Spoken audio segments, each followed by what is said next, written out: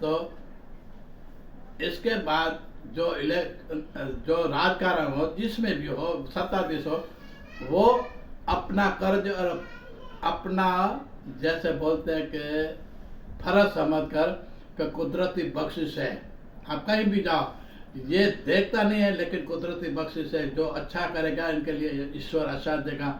अब मैं चैलेंज से कहता हूँ, आप कहीं भी पेड़ लगाओ, 10, 25, 30 पेड़ लगाओ, इसके अंदर पानी दो, इनको अच्छी तरह बचाओ, आपको मन को इतनी शांति मिलेगी कि आपको उपवास करने की जरूरत नहीं है, आपको कोई भी कहीं जाने की जरूरत नहीं। इसकी आत्मा से अंदर से आपको दुआ मिलेगी। आप 101% मैं बोलता हूँ कि यह सत्य है, मानो कि न मानो ये आपकी मर्जी है। क्यों कि हम पेड़ पौधे सबको बोलते हैं कि ये हमने चढ़ाया, ये चढ़ाया। आपको चढ़ाना हो, समझ लो, तो जैसे नारियल चढ़ाते हो ना, चढ़ाओ, लेकिन चढ़ाने से तो अच्छा आप इनको पेड़ जैसे जमीन के अंदर लगा दो, तो ये बड़ा होगा तो और भी फायदा देगा। हवा पवन ये सब के अलावा, इनके अलावा आपको पानी भी देगा, एक में से अनेक देगा। कहते हैं कि आपको पूछेंगे यार जास्ती इनकम किस में हो, तो आप ऐसे बोलेंगे यार ये बैंक में रखो इतना परसेंट देगा, ये बैंक में रखो इतना परसेंट। लेकिन आपने कभी सुना है कि ये जो है ये अपने ही देश में चलती है और कहीं नहीं चलता है। आप जो भी लगाओगे वो आपके शहर में चलेगा, आपके देश में चलेगा, और कहीं नहीं चलेगा।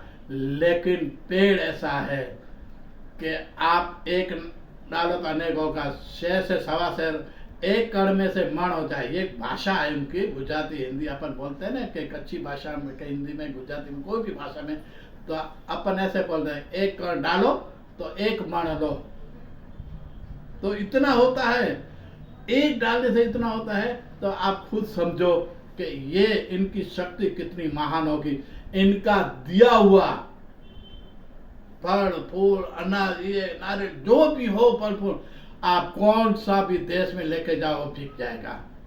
लेकिन आपकी चलन, आपकी जो कैलसी क्या बोलते हैं उसको, ये सब दूसरे देश में नहीं जाने, उसकी कीमत नहीं मिलेगी उनको। एक दूसरे देश में जाओगे, उनको चेंज करना पड़ेगा, इसकी करेंसी का ये भाव है, इनका डॉलर का ये भाव, इनका पाउंड का ये भाव, यही वाह करेगा। आप बेचते, आपका खुद का बना हुआ पैसे दूसरे देशों से नहीं ले सकते हो।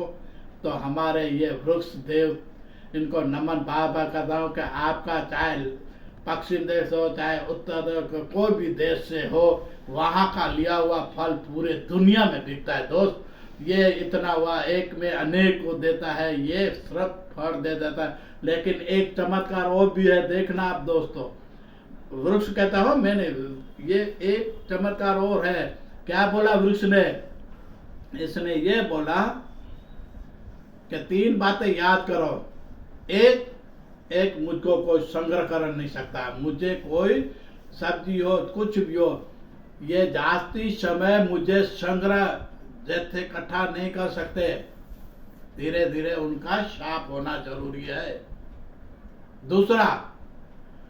दूसरा अच्छा बोला कि जो मर जाता है वो आप रख नहीं सकते, क्योंकि वो बांस एक दूसरे दिन इतनी गंध मारेगा कि आप उनको निकाल कर कहीं न कहीं छोड़ना पड़ेगा। तो दूसरी बात ये हुई कि ये गंध है, नहीं तो बहुत लोग क्या करेंगे, भाई ठीक है ये हमारा है, ये मुझे अति प्रिय है, मैं उनको बनाकर कांच के अंदर कैसे रख दूंगा, सालों तक पड़ा रहेगा। नहीं, ईश्वर ने बोला ये शक्ति आपके पास है नहीं, ये तो सिर्फ परमात्मा जो वृक्ष है उनके पास ही है, और उनकी दवा से रह सकता है। पेड़ की आयुर्वेदिक दवा से ये सब रह सकता है। ये जो बोलते हैं कि भाई यहाँ रखा है, ये क्या हुआ, पेड़ पौधे का इनका एक केमिकल डाल कर रखा है, लेकिन इसी तरह नहीं रहता जैसे है, इसी तरह नहीं, वो बाद में थोड़ा बहुत सूख जाता है। फिर तीसरा क्या होता है, भूलन शक्ति।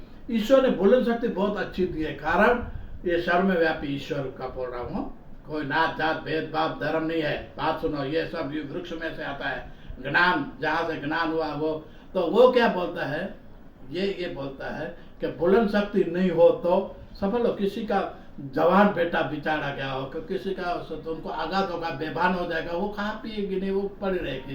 तो ये क्या करेगा, बेभान होने के बाद समझ लो कि 10 के 20 साल के बाद बोलेंगे, अरे मासी तेरा बेटा था जवान हुआ, क्या हुआ बेचारे का, तो ये खाते खाते बोलेंगे था बेचारा, क्या करे अभी वो उसके जीवन का ये हुआ, ऐसे करके ये 3 बातों ईश्वर ने कभी भी मनुष्य को याद शक्ति ये भुला देती है, रखने का ये भुला दे, और तीसरा ये तीनों शक्ति ईश्वर ने खुद के पास रखे। इसके बाद की स्टोरी में बताऊंगा, इनके अलावा अभी विराम देता हूँ।